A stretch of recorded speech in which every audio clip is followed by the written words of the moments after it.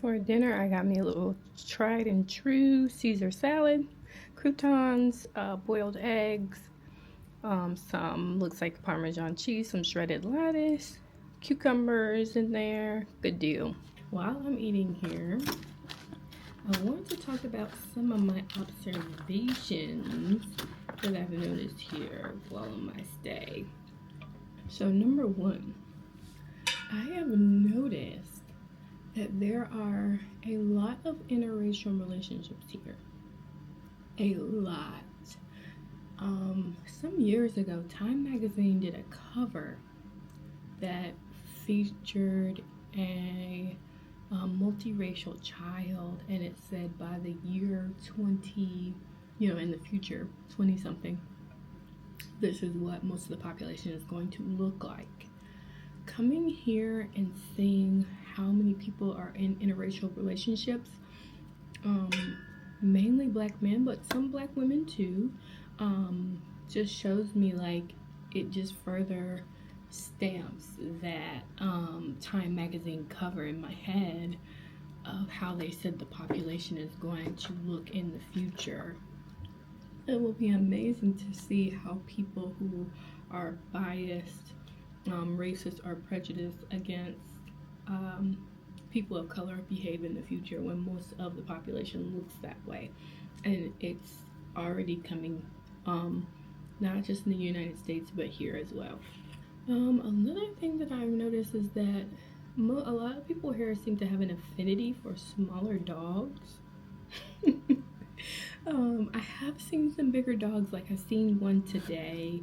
I've seen a couple, but not as much as I've seen the little dogs. Y'all let me know why.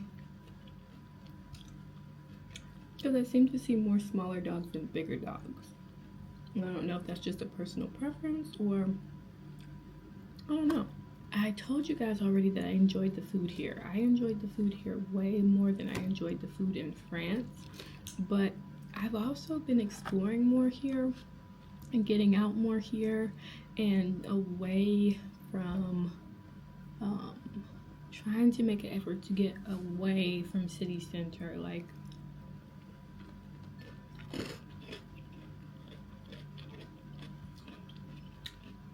last time when I went to France, I stayed right near the Eiffel Tower, and I was told that was a bad area to get an idea of French cuisine. So I will definitely be giving them another chance because I want to experience the fullness of French cuisine. And I know French cuisine has to be good because, they have a lot of culinary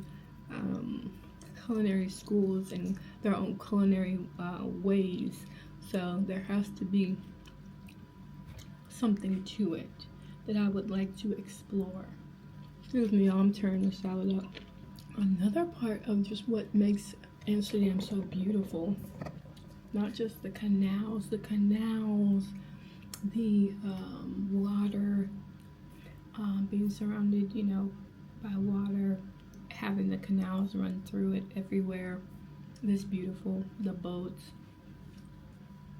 Another thing is there are flowers everywhere. Like everywhere you look, flowers, all types of flowers, and not just the tulips that they're famous for. I mean, like in front of people's houses, in front of bridges, like everywhere you look, flowers, flowers, flowers.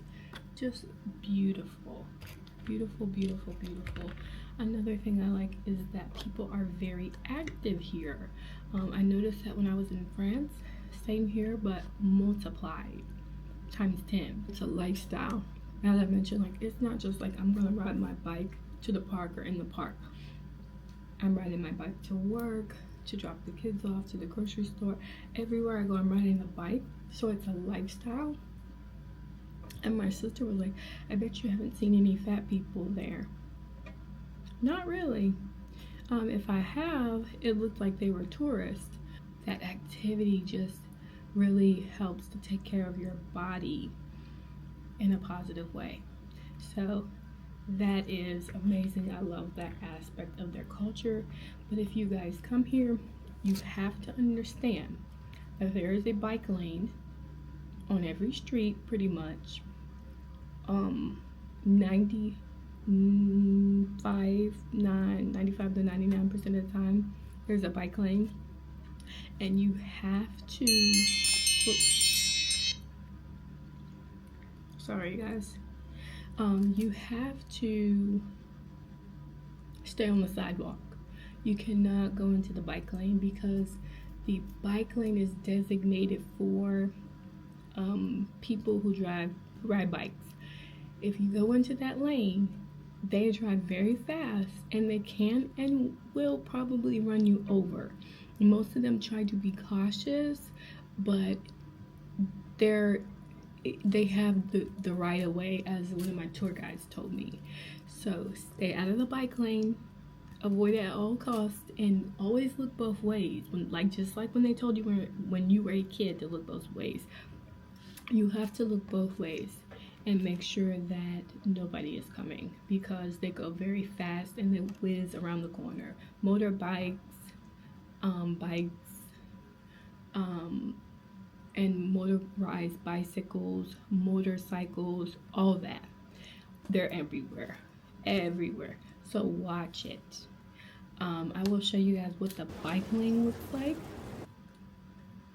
and I will show you guys what the street sign looks like. So the street sign is similar to France. Most of the time, the street signs are going to be on the side of the building here in Amsterdam. And then below the name of the street, you will see the name of this neighborhood or area that the street is in. So that's how you know where you are. And if you ever get lost and you're coming to an intersection, you can just orient yourself that way. So that's very important when you're walking around town, because you are going to walk around town. Bring comfortable shoes. Don't try to be cutesy. Not the place for that. You can be cute, but just have cute tennis shoes, because you're going to do a lot of walking. Since I've been here, I've probably only seen maybe 2 people, and I've been here for almost a week. Maybe 2 people out of all the people I've seen, and I've been in populous areas, maybe 2 people with heels on. You want to get where you're going in a timely manner, and heels are not practical here because there's a lot of walking, so they're just gonna slow you down. They're gonna have your feet hurting. Another thing I noticed was that the ladies will even bike in their dresses. They just have on, a longer style dress, but not long like ankle length, but below the knees. And so they'll bike with their dresses on, which is really cool. It's just a biking culture. I also noticed some people, like younger people, wearing cowboy boots, which was interesting. Because I know there's a history of farming here, big history of farming here. But I didn't know where the cowboy boots came in. Like, is that something new? Is that something that's been done? I want to look more into that. Or I just don't know if that's something that was adapted from American culture. So what I will say about the Dutch people, they are not openly friendly if they don't know you. Whereas in American culture, I think I mentioned this before, if we see each other, especially among African Americans, we're like, hey, what's up? We do the head nod. We used to do the head nod back in the day. We dap each other up. When you see another black person, it's exciting because there's a sense of camaraderie there. They're not openly friendly like we are in American culture, where you just say hi to everybody, you speak to everybody, just chat people up. But they're also not rude. They are very friendly. If you ask for help, they're going to help you. Everyone that I've interacted with, service-wise, restaurants, stores, hotel, wherever I went, guides, all super friendly, super helpful. And even when I went to the market, I went to the market before I went to the Van Gogh Museum. I think it was the Albert Krupp Market, which was on my list, and I just stumbled upon it. That's what happens when you dilly dally. Like, you just be in the moment, and opportunities will come to you. I was just walking. I seen the tent set up. I seen the market, and I saw a lot of people, and I saw shopping opportunities. So I went there and I found stuff for my family. When you just be, things will come to you. That's what exploring is, just being open to opportunities. What else did I do today? Oh, I forgot to tell you guys. Today, I also went to the gardens. So the gardens outside of the Rijksmuseum are free. You don't have to purchase a ticket to do that. So I went outside. I was going past it on my way back to my hotel. So I just went there and walked around. Very beautiful, nice architecture. The school children have gardens there, and each of them have their names on the gardens, the section of the garden, and they're learning how to grow their own food. And I saw tomatoes, radishes, and also it said that they will also learn how to cook the food with the actual chef, which is awesome. I love that. I love that the kids are learning about how to grow fresh food, and they're learning how to cook. That's just awesome. Amazing. Love it, love it, love it. And so I went to that gardens today. That's what's called dilly-dallying. We just walking. Ooh, that looks nice. Let me look at that. Let me try that. Okay, so that's fun. But back to what I was saying about the Dutch people. When I went to the market before the Van Gogh Museum, I had to be there at a certain time. That's what was on my ticket, 13:30, I think. So it was getting close to that time as I was walking through the market, and I saw a gentleman next to me that looked Dutch. And so I heard him speaking, so it sounded like Dutch. So I asked him, hey, excuse me, how far does the market go down? Because I wanted to walk the length of the market, but I didn't want to be late for my appointment. And he told me however many kilometers it was, kilometers, and yeah, just helpful, friendly. They will not leave you out to dry. They will help you if you ask for help. They're very nice. I have enjoyed it. Yes. And now I have to be honest, because I promised myself that when I started this, I would always be honest with myself and on my channel. So I did feel like, as a Black woman, sometimes going through the city, that people were staring at me.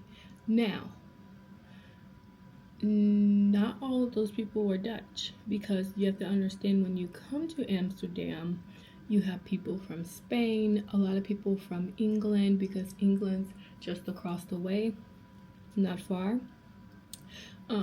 You have people from, there's Indian people here, all types of people here from all over the world. So you have to understand that not everyone that's doing that is, I have to break it down, that not everyone that's doing that is Dutch.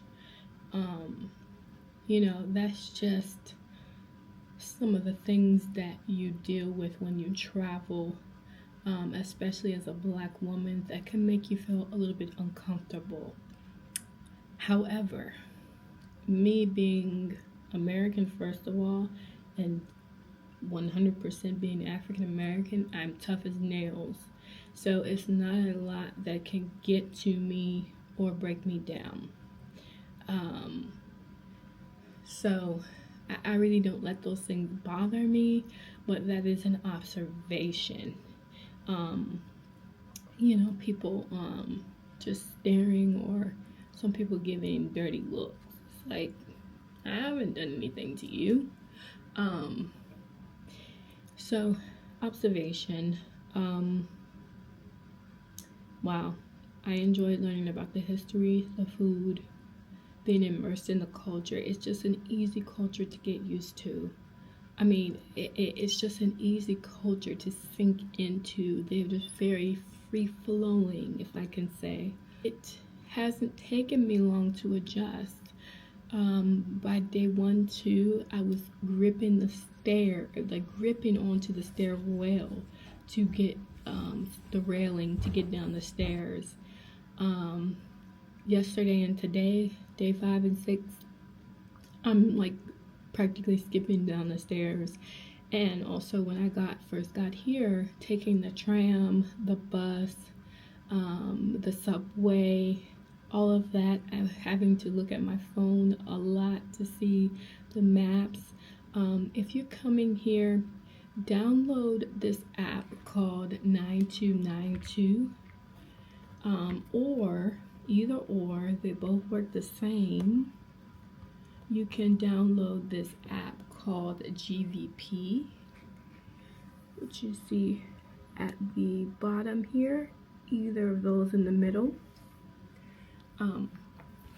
They both do the same thing. So download one of those apps. It will tell you from your starting point to your destination what public transportation you need to take. It'll tell you how far to walk, where you need to transfer, what bus you need to get on, how long it's going to take,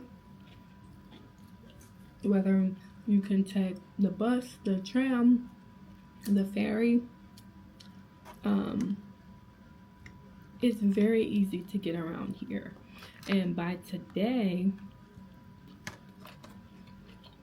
I knew which number tram I needed to get on to go back home and to go where I needed to go, what to do.